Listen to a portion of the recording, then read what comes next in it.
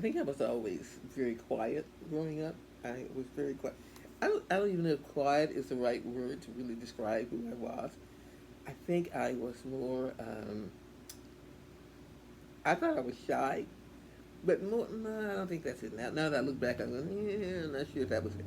I think that as I look back on it, I think I sort of lived, I was in the world, but not really a part of the world. That's sort of the way it was.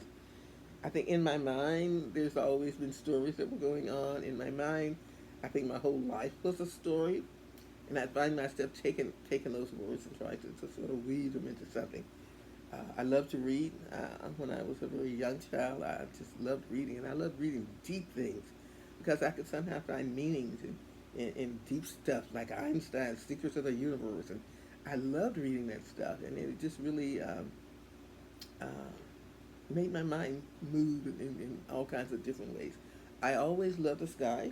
I always loved laying down and looking up at clouds rolling by. I loved hillsides. I loved big open fields.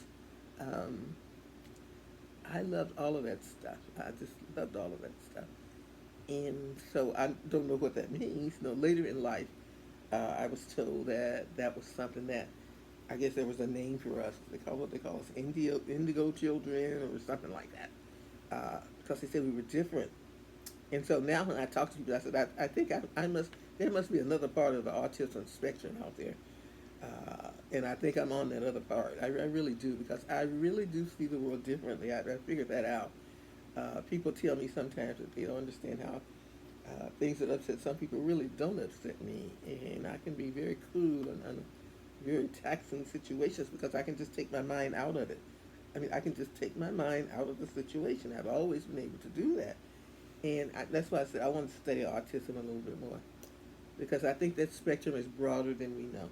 Yeah, I really think it is. I think I'm on it. I really think that.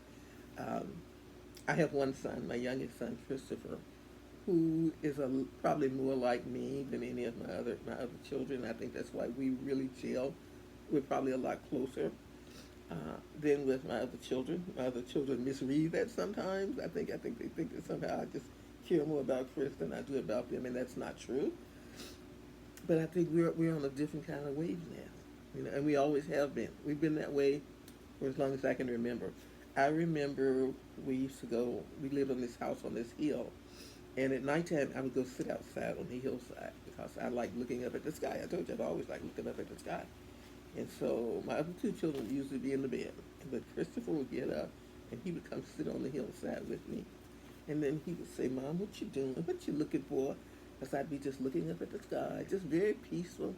And he said, "Well, what are you doing? What are you doing?" I said, "I'm looking at the sky." He said, "What are you looking for?"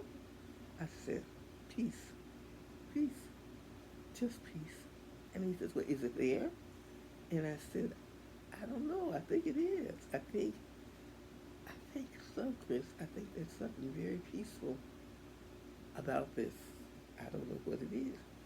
And he would sit there with me, and he would look up at the sky too, because he would say, "Can I see it?" I said, "Maybe." And he would look up at that sky with me and stay out there with me. And then he would lay his little head on my shoulder, and I knew, I knew that whatever it was that was compelling me to look at the sky was compelling him too. I knew that. And then years later, I remember when he started painting. You know, he's an artist now, and most of his paintings, most of his paintings, will have sky or clouds in there somewhere. You know, and I remember he first did this series. It was called Head in the Sky. I think it was called Head in the Sky, something like that. But clearly, I try to see he does some things where there are feet on the ground, but not often, not often. And I can really resonate with his work when I look at it and I can resonate with this. So I think that I'm different in that way, whatever that is. And I'm not really trying to find out what it is. Really, I'm not. I just accept it, and I know that I'm different, and it's always been that way. Okay, thank you.